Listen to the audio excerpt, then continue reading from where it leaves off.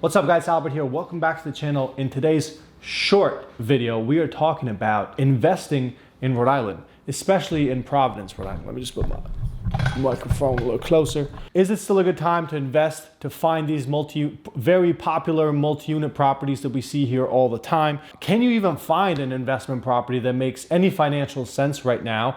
And what does that look like? So let's just cover that really quickly. Before we get into it, subscribe to our channel. You know what we do here. If you have any questions, if you're thinking about moving here, let us know. If you're thinking about going out to eat, Google that shit. Don't call me, because a lot of people have been like emailing me like, hey, what's the best place to eat?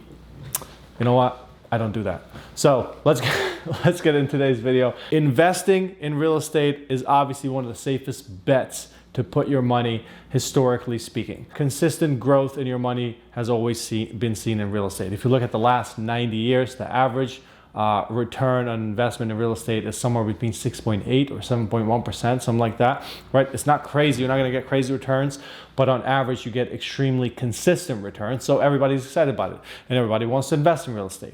When I first started in the business 4 years ago, I would help people find these multi-unit properties very easily in Providence, pretty much all over Rhode Island, like Cranston, like these areas where they have a lot of these multi-unit, 3-unit, 4-unit properties out there. The prices of those properties were going somewhere between $100,000 to $120,000 per door in a pretty much mint condition property, a property that needed zero work, that you could purchase it, start renting it right away, and put minimal investment into it. It would even make sense to hire a property management company like Nexus Property Management, our friend Greg Rice there.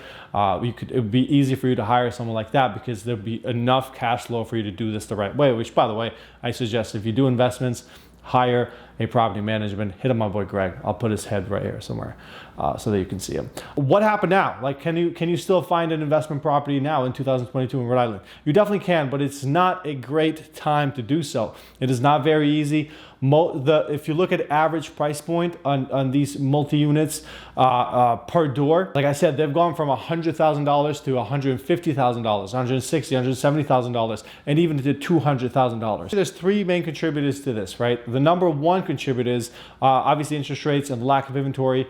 We know that. We speak about that all the time. No inventory, low interest rates until now has caused the prices to go up. That's one.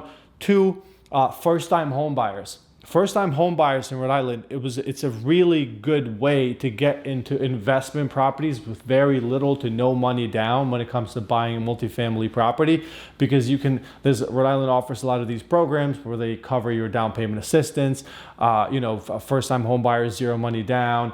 You can even put like 3% down, which is very little money.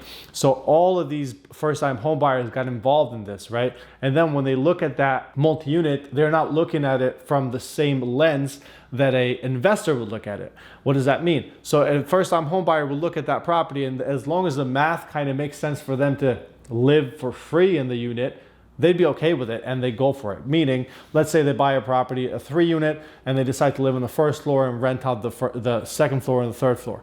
So they rent out the second floor and they rent out the third floor. They live on the first floor for free, because the second and third floor is paying the rent, which goes towards their mortgage. And if they're lucky, they have some positive cash flow at the end of the month to, cover other expenses about the property or maintenance and things like that. So that's a low return if you look at percentage returns.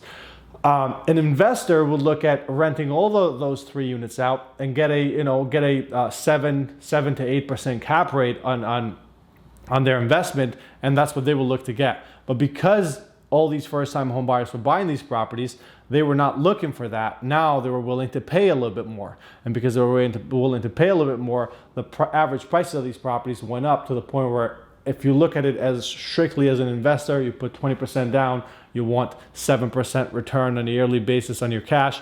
Most likely that's not going to happen unless you partner with agents and teams out there that are doing this kind of at a higher level than just sending you a property on the MLS. Then they find deals kind of off market, and if you partner with people like that, people who will find these deals off market, then you still have a chance to find deals like that. Like I have a client who just bought a 5-unit for $260,000. It was an off-market type deal. The property needs a little bit of work, but he's going to do more than all right on that investment because he was still able to find it. So I just wanted to keep this video short and crisp because I get this question all the time. It is still a good time to invest, but it's just not as easy anymore. You don't just find a property and go make an offer and you're going to be fine. You're going to make cash flow. You have to do a little bit more homework, due diligence. You have to partner with the right agents that know what they're talking about and they know how to kind of source these deals out there and bring them to you in a silver platter before everybody else gets a hold of it. I hope you like this video. Subscribe to our channel if you have any questions. You know where to find me. See ya.